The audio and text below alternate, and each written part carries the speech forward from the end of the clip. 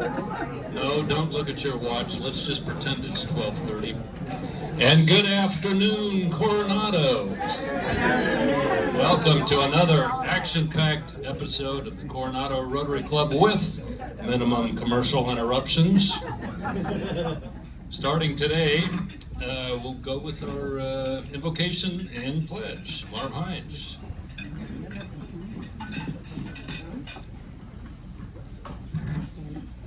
I've turned to General George Patton for inspiration today, and a few words from him.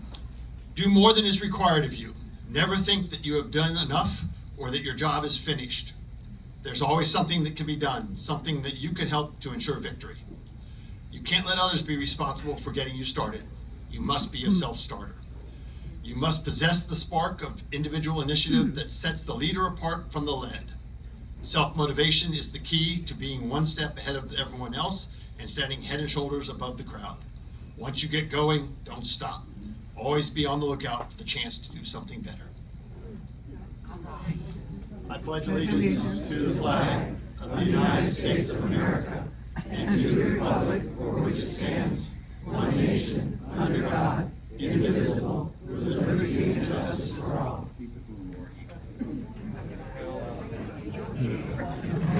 Thank you, Marv. And here he comes, ladies and gentlemen. It is past President Dan Orr with guests of Rotarians and visitors. Well, if you're a visiting Rotarian and you didn't sign in, you don't get announced. But we did have one. The president-elect from the Rotary Club of Carlsbad, Roy Mina. Thank you. All right. Now, before we introduce guests of Rotarians, I need somebody to, if you think you can write the Coronado better than the, like if you've been reading the Coronado for the last 20 years and you think this idiot, I can do better than that, I have an opportunity for you next week. As I and my backup will both be gone, so unless you want to have a no Rotarian, if you think you can do it, see me and I'll send you the template. Okay, my left, your right, visiting guests of Rotarians. President Bob, fellow Rotarians, I'd like to introduce Ms. Hajra Ahmadzai. Hajra is a relatively new immigrant to the United States, having been here only 6 months. And for those of you that are trying to guess, her due date is October 4th, and her husband will be speaking to us today.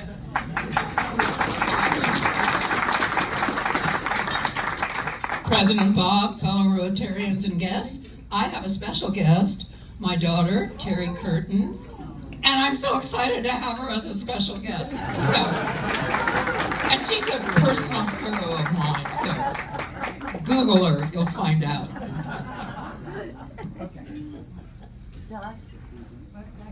Okay. Over there. Thank you, President Bob, fellow Rotarians and guests. I have a guest, Chadwin Questamar.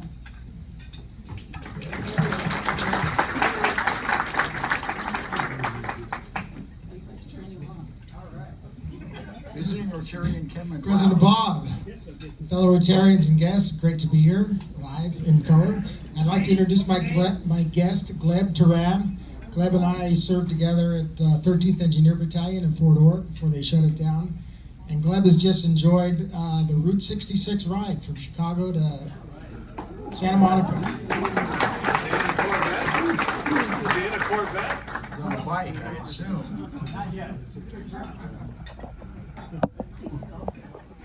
Okay, Paul Blum. Paul Blum, John. Visiting Rotarian Ken.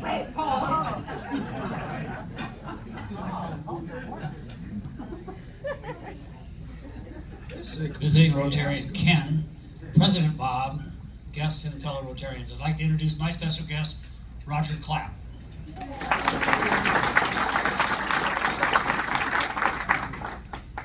You ready to go here? Okay, President Bob, fellow Rotarians and guests, I'd like to introduce my two guests today.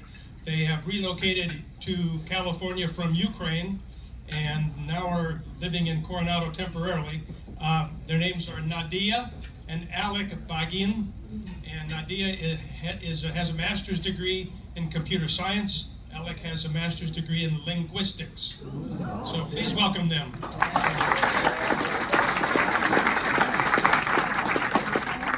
Past President Dan, President Bob, fellow Rotarians and guests, I'd like to introduce Jen and Chris Ellinger. Jen is a retired Navy Commodore, and Chris is a retired Marine Corps Colonel, and still married.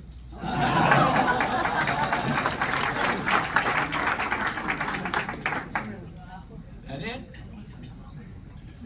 The fiasco is over.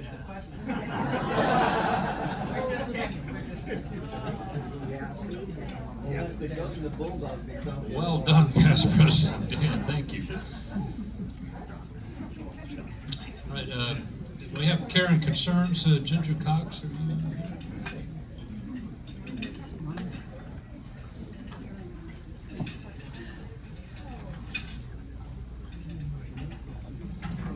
President Bob, fellow Rotarians and guests,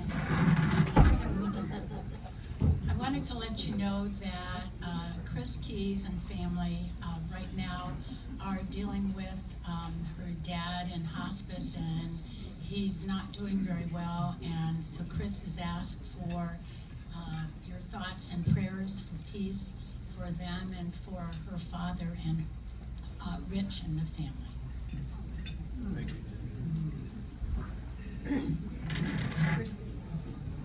Okay, red badgers, and I'm going to ask you to stand so that we can, as a club, get names and faces together. And I think at the front table here we have Joe Malloy, approaching the end of his red badge tenure and soon to be blue badge. Julie Lowell, will be hearing from her on her Who Am I, which will be the last thing she has to do before taking that sticker off. Rena Clancy, are you here? Oh, there she is back there, Rena. And Suzanne Frantz, there she's waving. All right, Andrew Gade. Hi, Andrew. Arlene Inch. And we know Hennedy over here. Evelyn Markle. Brandon Mather. Amanda Manier. All right, she's waving back there. Jerry Moss. There's Jerry. And we're going to eventually welcome Chris Schierhorn. So I'm going to give him an advanced red badge welcome. So welcome you guys. Oh, Tina. Oh my gosh. Hi Tina. Sorry we missed you. Anybody else we missed? Okay. All right. First slide for me. Announcements. Boom. There we go. Well, guess what? We had a really busy September and August too, for that matter. So we are actually looking at what's going on in October now. So Flags on the Avenue, Columbus Day on October 9th, up at 7, down at 6, usual spot. Beach cleanup at the end of the week there on the 14th, Saturday, 7:45, also at the usual spot. So I think I'll philosophize for a moment and let you know that life is kind of an ephemeral quality, and it's a transitory state, and so we recognize when those transitions happen that we honor people who pass, and we recognize that a life well lived comes in many forms, and what's important is when you're gone, what you leave behind. Life is prologue, and legacy is what you leave for the world. So I'd like to honor a couple of Rotarians today who have gone before us here, and the first one is, if you'll bring the slide up, Judith Mansfield passed away a couple of weeks ago. She was a very very active in the community. Perry Mansfield's lovely wife, Dr. Perry Mansfield, and so if you would keep her and her family in your thoughts and prayers, I know that they would appreciate that. Next. And another great Rotarian you may recognize from Joe Malloy's Who Am I a couple of weeks ago, and his father was a past president of the Wilmington, Delaware Club, and it leaves him a great legacy.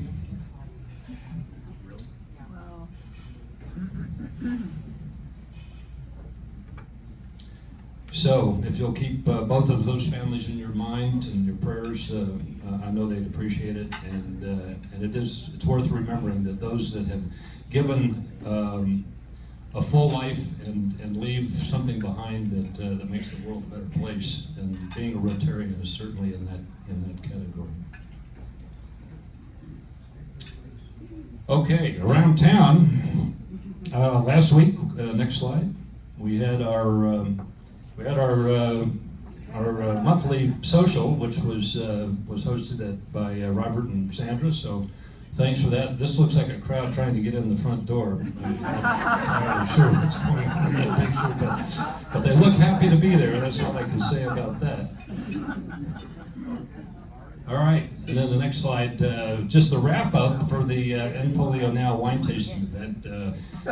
We got the numbers in late yesterday, and I'm happy to share that with you. I wonder if I can get Chris and Kent to step up here just for a moment while I regale you with numbers.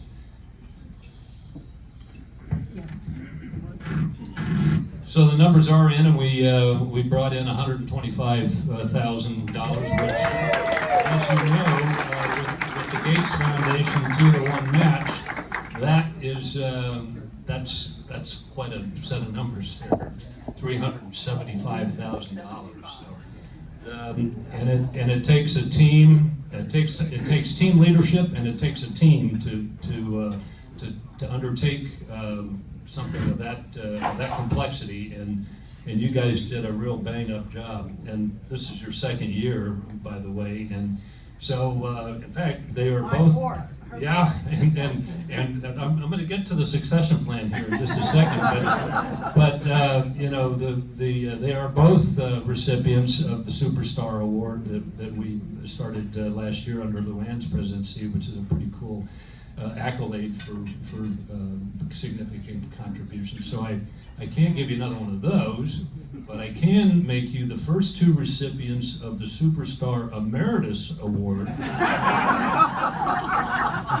And here's how you can tell the difference. The Emeritus Award is a superstar with a silver leaf, or silver ring. Oh my gosh, with a cluster. Oh! Yes.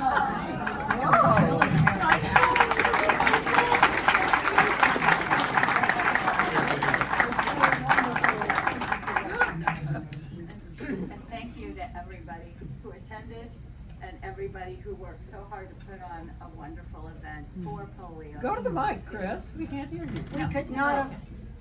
We could not have done it without our amazing team that stepped up over and over again. Every time we asked, they stepped up. And we love you guys, and we're all excited about next year, although Chris and I will be stepping back, and I will pass. We're emeritus now. Yes, we're emeritus. And also I wanted to thank all of you who attended, who donated and weren't even there, and who bid on our auctions. Thank you so much, because we couldn't earn all this money to donate to ending polio worldwide without all of your support. So thank you very, very much for that. And all the people that you've helped across the globe, thank you too. Thank you, guys.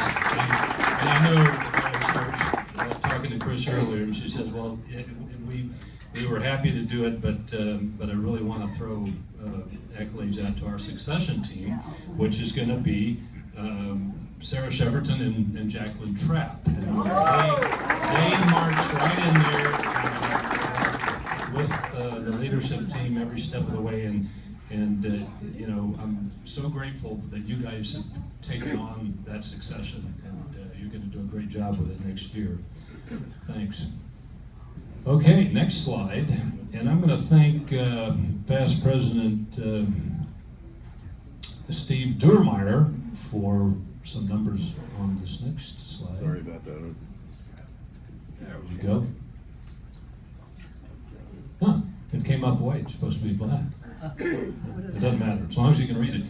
Anyway, some interesting numbers about this club. All right, so in 19 years, we have gone from 213 to 250, as you can see. So we've grown about 20%. And that's all very interesting. But the real takeaway from it is that of that growth and of our current club makeup, only 30% are members who were there in 2004. Some of you are in the room now. Yes, I see Scott Metzger over there smirking. It's good that he can remember back that far. Right? That's illustrative of change. And here's another little metric. You saw how long it took me to introduce all of the Red Badgers here. We had 13 Red Badgers here today. Red Badge Rotarians. Out of 76 total Rotarians, do the math on that, over 1 in 6 people in this room wearing a Rotary pin are Red Badge Rotarians. That is our future right there, and that's the takeaway. The quality recruitment is essential to the vitality and growth of this club. And on that note, we're going to do a couple of inductions. So our first one, Chris and Chris, if you will. And Tom is going to read we'll take the notes.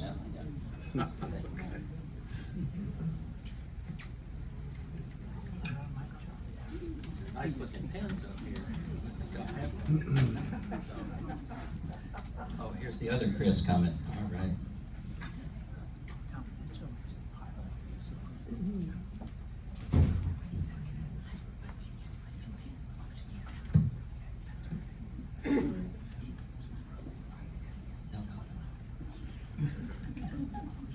It's all secret, folks. Just hang on. Okay, President Bob, our esteemed Board of Directors, fellow Rotarians, and guests, the induction of a new member is indeed a great opportunity to welcome very special people into our club.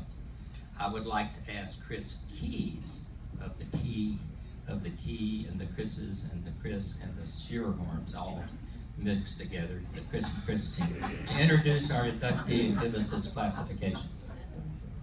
Hi, fellow Rotarians and guests. It is my pleasure to introduce my good friend, Chris Schierhorn. And Chris was born and raised in Anchorage, Alaska, and made his way eventually to Coronado because he fell in love with and eventually married the daughter of one of my closest, dearest friends. So I have followed their romance and marriage and everything for a long time. So it is a great pleasure to have him in our club. And actually, President Bob kind of stole what I was going to say, because as we look toward new growth and vitality and new ideas that new members bring, no matter what the age, but I look at Chris and he's so invested in our community, and he's invested in Rotary and wants to make a difference. And I've never seen a guy come in and just like instantly be genuinely interested in everyone here that he's met in the last couple months. So it is, and his classification is financial planning. So it is my pleasure to have him join our club officially today. So Chris, we welcome you to the greatest Rotary Club in the universe. And whoever other Rotarians here, you'll just have to try to catch up from other places, which is linked to our global Rotary organization of volunteers dedicated to improving our world. The Rotary of Coronado thanks you for your willingness to share the values of service and fellowship in Rotary.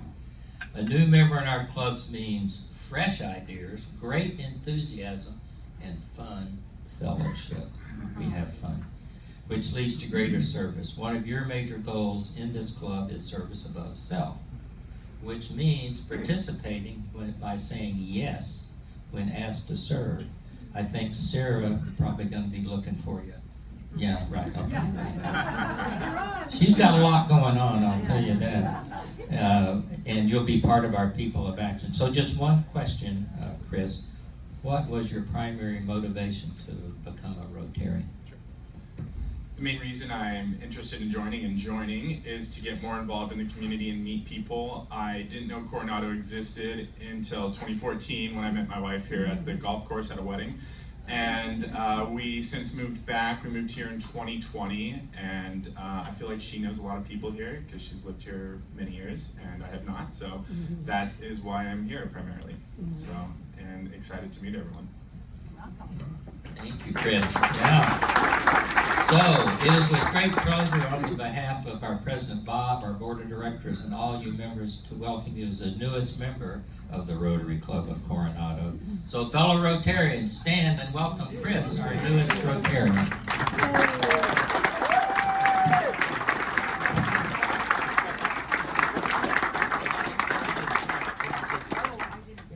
Please present him his pen. She was hiding it on me. No. Sorry, I missed it. Here you go. Here you go. Thank you. Thank you, sir. Thank you. Good job. Good job. Thank you. I appreciate it. Thank you. And Chris is going to enjoy a very short-lived period as the newest Rotarian because we have one more induction. And some of you might even be surprised to know Jaimie is not actually a Rotarian, even though she sure does work like one. And so it's a great pleasure to finally welcome Jaimie as an honorary Rotarian. Long overdue.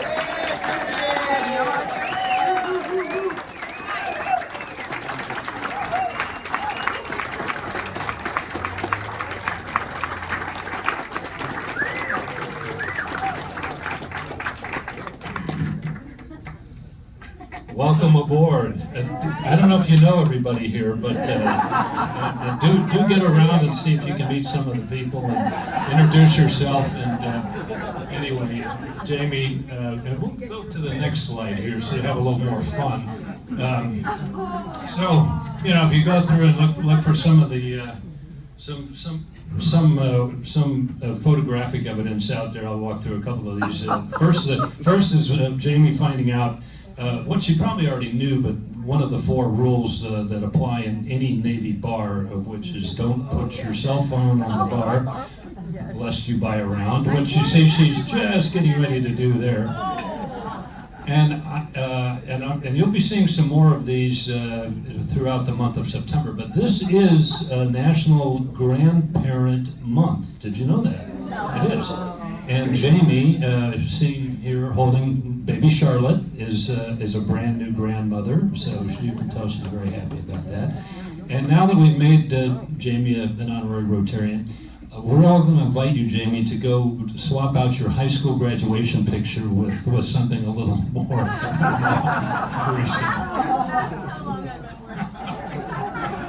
All right, congratulations and welcome aboard, Jaimie.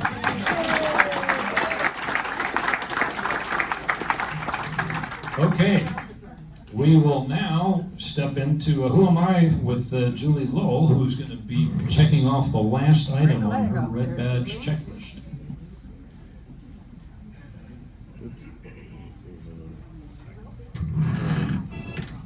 Advancing. My bad. Wait, that's what? There we go. Whoever invented these snake neck things sure wasn't a good engineer, were they?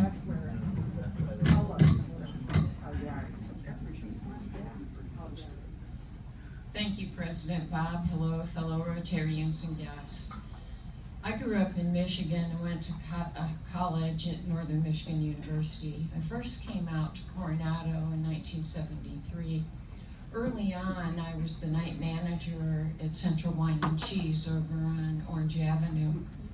One night, 6 Navy guys came in to order sandwiches. I took all of their orders, and when the last fellow was done ordering, he said to me and his 5 Navy buddies that he would like to take me out into the woods and leave me there. So I waited for the laughter to die down and smiled, and I told him and his 5 pals, well, I likely wouldn't go out into the woods with you, but if I did, you sure as heck wouldn't leave me there. The next night, this same guy, Rod, came back in. He ordered another sandwich, and then he asked me to go have a drink with him after work.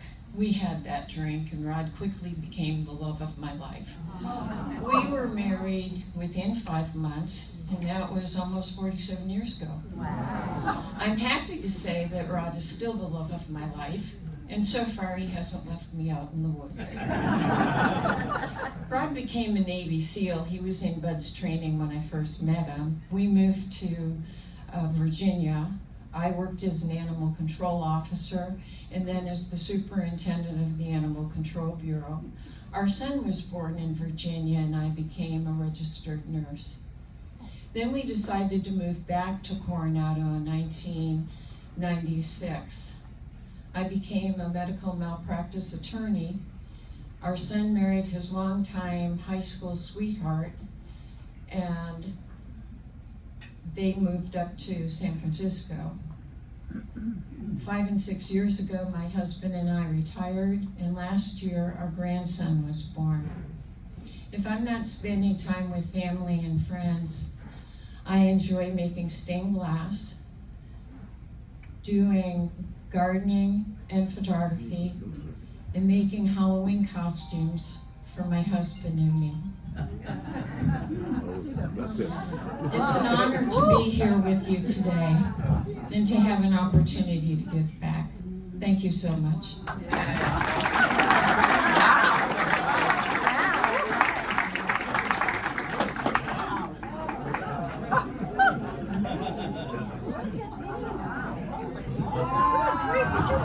Well, congratulations, Julie, and I think she was runner-up to Fred as the fastest moving through the Red Badge program. So, well done. And for the rest of you that have been Red Badge since 2022, yeah, okay, you get it. All right.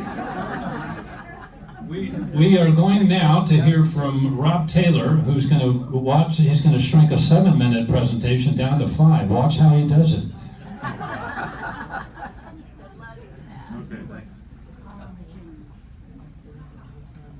Thanks a lot. So, there was another Rotary International Convention. Wait a minute. Wait. Oh, sorry. You remember this, don't you? No, I don't. I barely remember this trip. But there was another Rotary International Convention that Mary and I went on while everybody else was sweating it out in Houston. We went to Sardinia. The local Rotary Club has an archaeological tour that they've been putting on for Italians for 15 years, but this was the first year they did it for non-Italians in English, as opposed to an Italian. So here's a little. Joe has helped me a lot putting things together between their publicity and film and our photos. So I'm going to have a mashup to present you. Go, Joe. Thank you. It was awesome.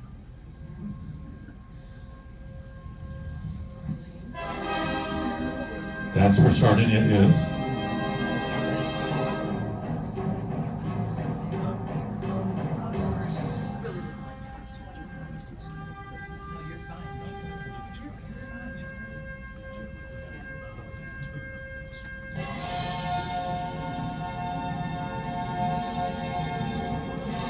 So this is the capital, Cagliari. People have lived there for 5,000 years, as it was founded as a city in 800 BC. And there have been people there ever since. They're very proud of their heritage. The city looks new in that overhead.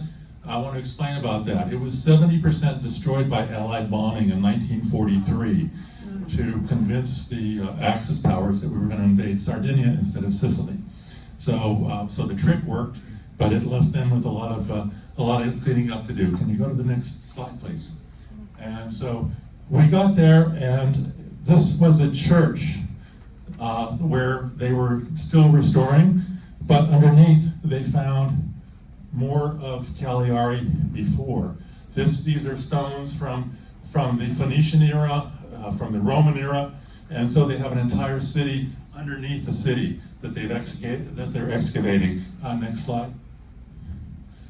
This is a paved road that they've unearthed for a quarter mile underneath all the buildings. That's a sewer pipe over on the other side, and they had indoor plumbing, as you can see right here. So they had all the facilities back in 500 BC. Next slide. There's Mary demonstrating how to pose for pictures to the rest of the team. And off we go on our first stop, which is, next slide. Well, we did go to the beach, but not that day. I have a video for this. Baromini is from the Bronze Age, and it's a fortress that is open to the public, and we were able to walk around inside and explore it. It's a burial place. Burial place. This is like 2000 BC.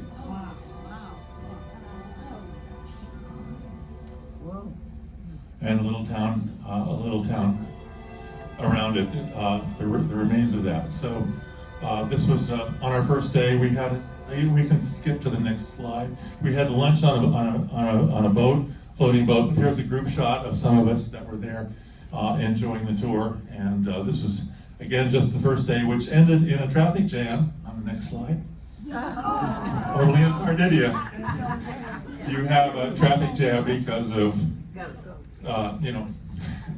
it's apparently it's rush hour for goats and sheep. Next, on the west coast, Taros, another Roman town that we were able to explore, and these are mosaics that are out exposed to the elements, and we were walking around and we could just take pictures and do whatever we want except walk on them. You notice he's standing where there are no stones. They can't move them and put them under shelter because that would destroy the floor. So they're just out there and holding up very, very well under the elements. They just discovered them when they were going to do a parking lot. All right, can we go to the next one? And then nearby, there are some monoliths that they unearthed about 50 years ago. Some of them are 7 to 10 feet tall, very reminiscent of Easter Island. They have them gathered in a museum, and you can see them. There's a boxer, there's the archer, there's the warrior. Those are the names that they've given to them. They don't have they've only known about these for a few years, so they don't know everything about them. Next, we're speeding through this. Take your time. Okay, and then here's one of my favorite stops. And to the artists, there's a sculptor, very famous in Sardinia, who decided that the earth has its own voice. And he has made, in this village of San Speratu, which is a living mural to everyday life in the town, there's the sound garden, which I have some slides for. This is what you can walk through, and then this is what the earth sounds like.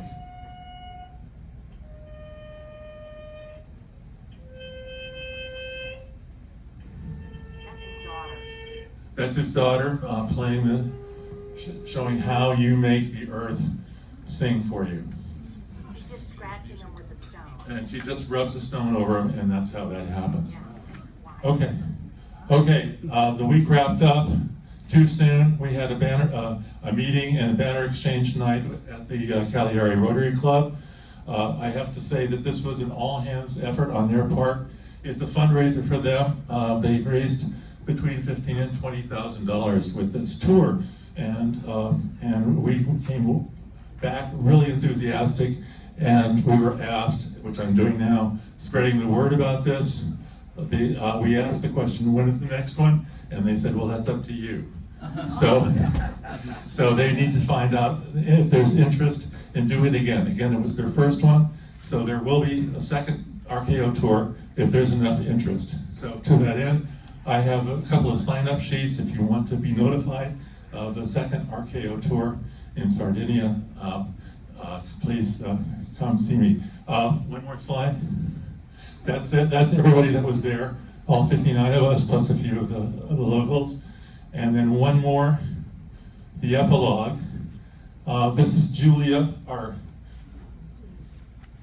exchange student, who came down from Milan to meet us. And because we hosted her, we knew about Sardinia in the first place, and we were able to do this. This is our new buddy, Lofty.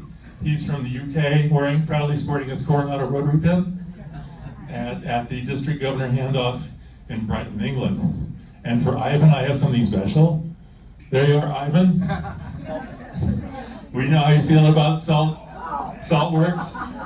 They have one like you've never seen. There's a salt mountain, so there you go.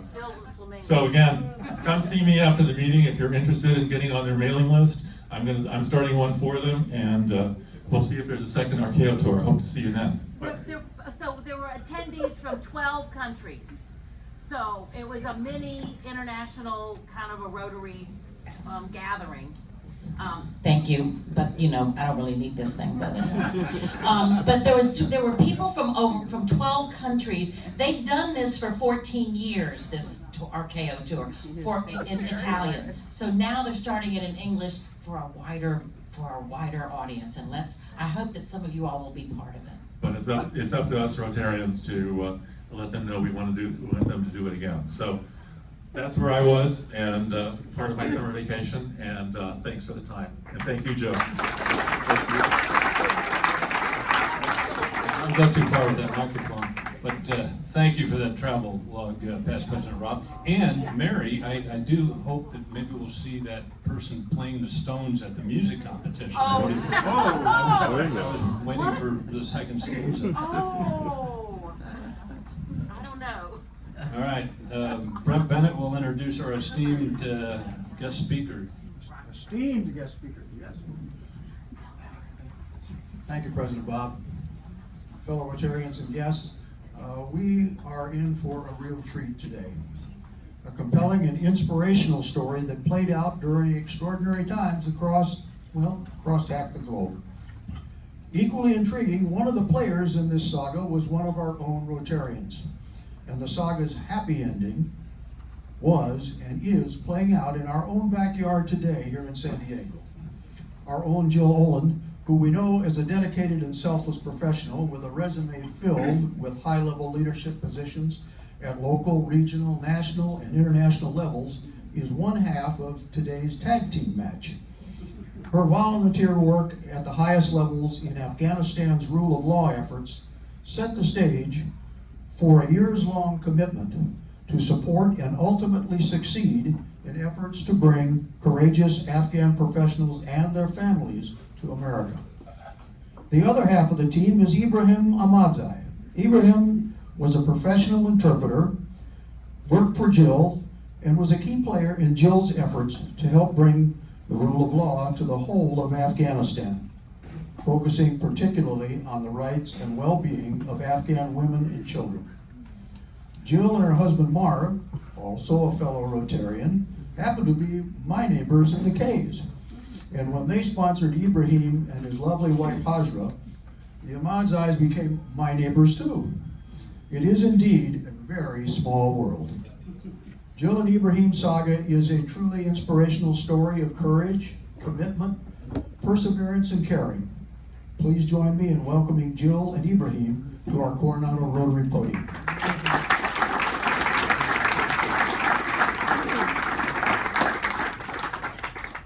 Thank you. Sure. Do you want another one too?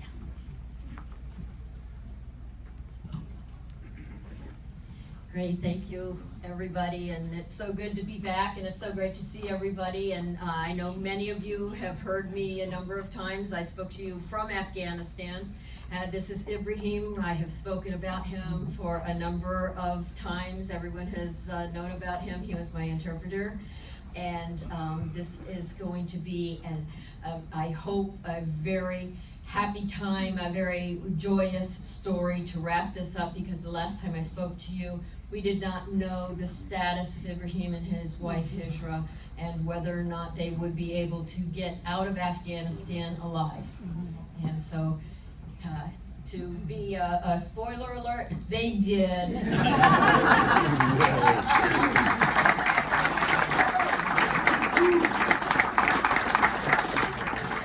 Okay, so if we could just go on. When all of this first happened, I will give you just a brief introduction on how long this took, because all of you have been with me on this journey. I was in Afghanistan for almost 2 years, and I was working in the rule of law, as Brent told you. Ibrahim was my interpreter. He went to the anti-corruption justice courts posing as a member of the press, to translate, to get the information, to watch the court hearings, bring them back to me, translate them into English so that then I could do the legal work to interpret how do we do the work so that these nasty, nasty people go to jail for a very long time, so that we could fill the loopholes so that they could not get out of jail once we got them in there. That's what he did. He had to pose as press. I could not go because it was considered too dangerous. I went one time, they considered it too dangerous. I went with 3 armored vehicles and completely armored with my Beretta, everything, and they decided it was too dangerous for me to be outside. And so they said, well, he can go. Mission still exists, he can go, that's why we pay him. Okay, fine. So after when I was there, I said, okay, they have a special program for SIVs, for the people that helped in Afghanistan, for to come and be special immigrant visas to come to America, and the special privileges. When things started going really bad, this was the plea that I started putting out to everyone. It's like, please help me. The system is not working. My interpreter, Ibrahim, and his wife are getting death threats. He worked for me. They've been threatened with death. They are in imminent danger. Please help me. Help me get them out. Next slide, please. So, as I just mentioned, the program was this, the Afghan Allies Protection Act of 2003. What it is, it offers very specific and very beneficial opportunities. It gives the legal permanent residency. It has Social Security. It offers relocation assistance, health, rental, job assistance, all of these things. These are not normal benefits of someone coming into America. These are very specific and very special for very special people who have done very special things for our country. Okay. With that, next slide please, as a result of that, it is very, very, very difficult to prove that a person has done those special things. And so the pieces and parts included 2 years of employment that had to be validated, all the way down to, I need a copy of his security card that he used. Who keeps that? Who keeps that? And especially after the fall of Afghanistan, and these are the other people that are still out there, these are still required. Who keeps your ID card? Okay? Recommendation letters, and they have to be very specific. What was the contract number? Why did they leave? Did they leave on good terms? Threat statements, often called night letters. Did you get a death threat from the Taliban saying they're going to kill you? Oh no, but let me go ask the commander of the local, I work for the U.S. government. Would you write me a letter that says I'm going to kill you so I can get my visa? Things like that. Tons and tons of government forms. Passport, that was another issue. You have to go to the Taliban to ask for a passport so you can get out of their country because you help the Americans. See how well that goes. That increases your pucker factor. And, and just all of these things. So next slide, please. I'm sorry. So as you can see, this took over 3 years to get Ibrahim and Hishra here. 3 years. In that time, Afghanistan fell to the Taliban. So this is the timeline. This is the timeline. Representative Scott Peters was a tremendous help. Tony Atkins, tremendous help. Senator Dianne Feinstein, zero help. Friends at the State Department, big help. That's finally where I was able to get in there and get started to get this. One of the things that really became very frustrating is once we finally got the ball moving, the World Cup came on, and so Qatar decided that they needed a 4-month respite of having anybody coming into Qatar, which is where the refugee camp was, because they didn't want anybody to interrupt with the World Cup. So we had to wait that. Next slide, please. Sorry. Next, yeah. I'm trying. Okay, so once we got him here, we got here, everything was good, and he's going to tell us now about his experience of having been there in what it was like, and then the danger that he had, being in the refugee camp, and then the pleasure of being here in San Diego. I will warn you, there is a clip, it's about 12 seconds long, of Abbey Gate that Ibrahim took while he was there at Abbey Gate on the 26th of August. That's when our Marines were killed, when the suicide bomber. It is graphic. If anybody feels that they don't want to look at it, please turn away. I didn't load it on the. You didn't load it, okay, well then, disclosure, ignore the disclosure. Okay, then please move forward. All right, thank you so much. Thanks for your time, giving me this opportunity to tell you my story. So my story just started from this area where I used to live with my family as a normal life. Then, is the mic working? Yeah. Sure is. So I just started working with the U.S. Army in different fields for almost 12 years in different bases. So then I just got promoted and I started working with Jill in Team Rule of Law. I was doing the translation job, going to the court, to the trials, and attending in the meetings. At the same time, when I was doing my job, I was doing my university, going to university, and I got my bachelor in business administration. Then the COVID came in, and Jill ended her deployment. She came back to U.S. and the COVID came in. I lost my job because of the COVID. The bases were closed. So at that time, I was unemployed.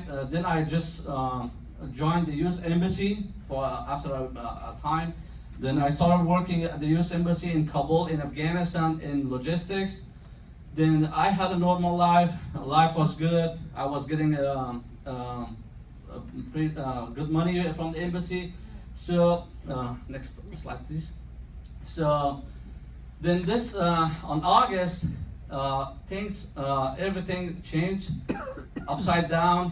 I remember the day that I went to the embassy gate on August 14th, I think, to go to my work. They told us that the security situation is not good and you need to go back home and just wait for our call. And August 15, everything changed, and I just saw in the news that Taliban is taking over all Afghanistan, and in hours they took all Kabul. So I was thinking that the first person that they are going to kill, it will be me because of my services for the U.S. government and my family. So that was not those days were not a good day. So yeah, I still remember those days. Then I got a message from the embassy that take yourself to the airport because of the evacuation flights. So I just started and tried to make yourself, we just want to take you guys out of the country. When I went with my family to the airport, it was really hard to make it to the gate because thousands of Afghans were at the airport gates. Everybody wanted to get evacuations. So it was really hard. I couldn't make it. On August 26th, I received a message from one of my friends that he made it. He was inside the airport. He told me that try the Abbey Gate. Abbey Gate is a gate where the bomb blast happened on that day. So I just went to the Abbey Gate, but the good thing, I didn't took my wife with myself. She stayed at home. I just told her that I want to go check the gates. If it's secure, if it's safe, then I'll give you a call. When I went to the Abbey Gate, I was just so close to the Marine, the soldier. I still remember his face, and I was talking with him. I showed my badge to him. He was trying to help me. At the same time, the bomb blast happened. And the good thing, I was lucky because I was so down at the canal where the water was, and the soldier was up there on the road. So I was unconscious. I just fell down. I didn't know what happened. When I opened my eyes after a minute, something like that, so I saw the soldier was not here and there. So I was like, really, I was shocked. And when I just looked out around myself, they were all dead bodies. So this is my picture that I got hit on my head on the same day on the bomb blast. I don't know what it was, a piece of stone or steel or something. I was bleeding in the back. So yeah, I was not feeling good. Then my brother took me to the hospital. That was not a big injury, so I just recovered from that. Then, can you? Yeah. So on March, I was waiting for the call to get evacuation flight. The passport was getting passport was challenging because Taliban took over all Afghanistan. On that time, in this 1.5 years when I stayed back in Afghanistan, I was just trying to be safe and keep my family safe because they were searching for us. I was just hiding myself, changing my locations. It was really a horrible time. And I do appreciate Marv and Jill. They just helped us on those days. Economically, I was totally broken. Financially, they helped us a lot. So on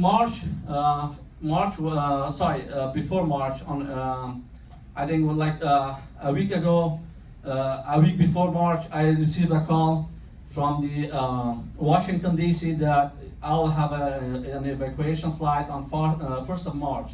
So be ready for the flight, and they just sent me the documents to do the medical checkups, the vaccines, everything. Then on 1st of March, we had the flight from Kabul to Dubai. But before the flight, the challenge that I faced at the airport, at Kabul airport, was that when we went to the airport, because that's a little bit challenging, they will see your documents, your passport, everything. And actually, everything is planned. Everything was planned secretly. And when I just passed the checkpoints, the last checkpoint, the commander, the Taliban, their intelligence are so smart. So when he saw me, he just came into me. He told me that, what's the relationship between you and this lady?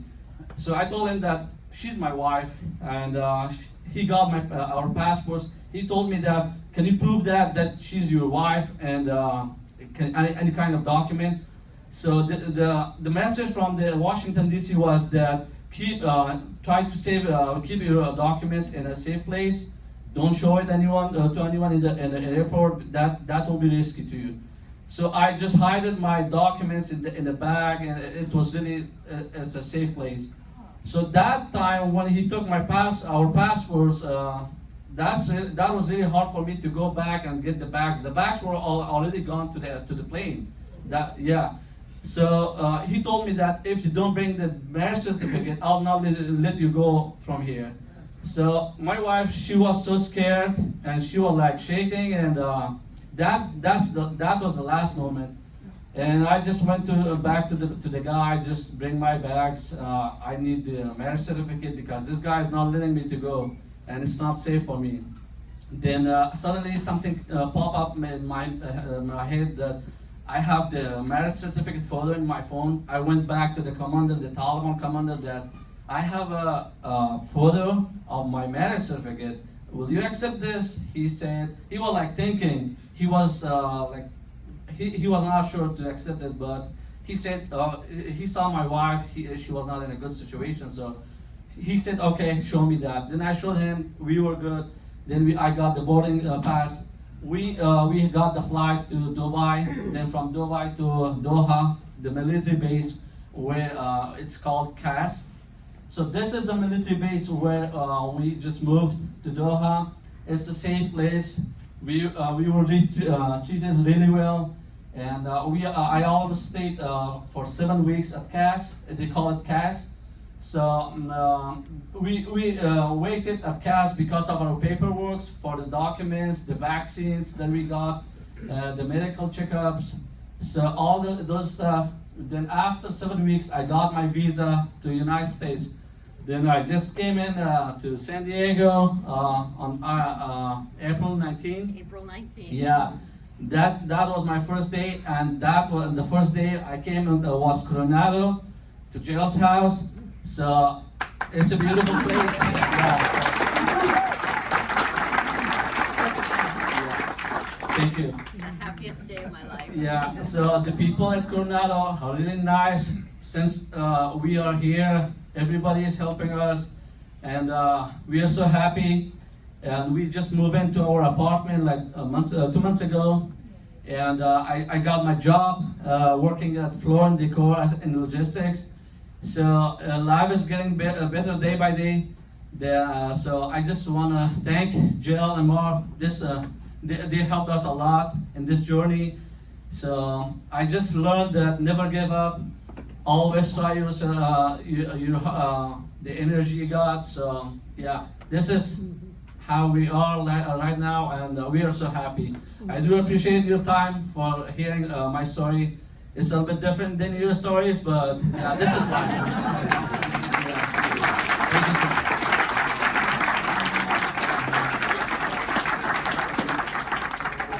I had 2 questions. I wanted to know about your excellent English. Oh. I wanted to know about your excellent English. It couldn't be easy, I know. And also the rest of your family. Tell us about that. Yeah, the hard thing is my mom, my dad, my brother, my sister, they're still back in Kabul. And they're safe now, but in the future I'm just trying to bring them here because I don't trust those people over there. But the most important thing was me and my wife. So yeah, we just got out of there, and I'll bring them in some time. And your English? What about your Oh yeah, the English, when there was a war, we were living in Pakistan before on 19. I just born in Afghanistan. Then we went to Pakistan. I grown up in Pakistan and started school over there. Then I studied my college. Then when the U.S. came in back to Afghanistan in 2001, so peace came in and we came in back to Kabul and I started working with the U.S. Army. So working with the U.S. Army helped me a lot to improve my English. Yeah. Question. Does Taliban have any way of knowing who your mother, father, brothers, sisters are to harm them?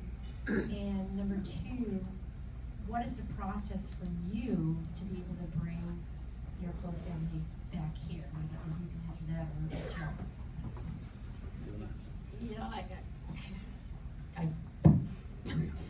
Yes, the Taliban has information on everybody. They actually, there's nothing that they don't know. It's just a matter of what their interest is now that Ibrahim and Hijra are no longer there. As far as bringing the family back over, that would be a very long and protracted process. It's not easy, and depending on the relationships, whether it's the mother or the father, depending on the relationship, it depends on whether or not the legal permanent resident, or you have to be a U.S. citizen in order to be able to be the sponsor. So it's extremely complicated, and so we don't know really how long that will be. Yeah, I just want to say some words. The Taliban, it's really easy for them right now to just find out people because when years back when you just wanted to work with the U.S. Army or U.S. government somewhere in the embassy, the first form they would give you was the go and to the MOI. We call it Ministry of Interior. Do your biometrics. They want to see if you haven't done a crime or anything. So this was the process how to get a job with the U.S. government. Biometrics. Yeah. So when you go to the MOI to do for the process the forms, the first thing they will do your biometrics. Now Taliban have all your biometric machines, everything, all data. So on that data, I have all my family's background. So yeah, getting the passport was challenging too, but I was lucky. Ibrahim and Jill, how many like you were still left there? There are thousands. There are thousands, and so we're still working, but the window is getting narrower. And as Marv mentioned, we are expecting our first baby in October 4th. Not that I had anything to do with it. Yeah, I'm happy because we are having a baby and it's a girl. And the bad news in Afghanistan is they closed all the schools for the girls. They don't allow the women to go and work out there. So I'm so lucky to have my daughter in US to have her. Thank you very much. Thank you. Thank you, everybody.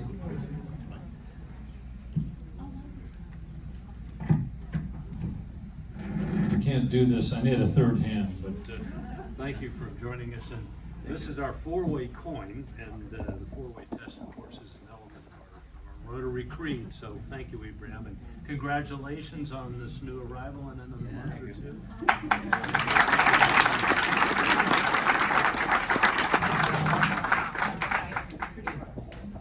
Okay, we're going to wrap, and next week we're going to be at the Caves Yacht Club, and we will have a presentation on the Coronado Historical Association from Vicky Stone. In the meantime, please go out, have a fantastic Rotary week, and remember, service above self.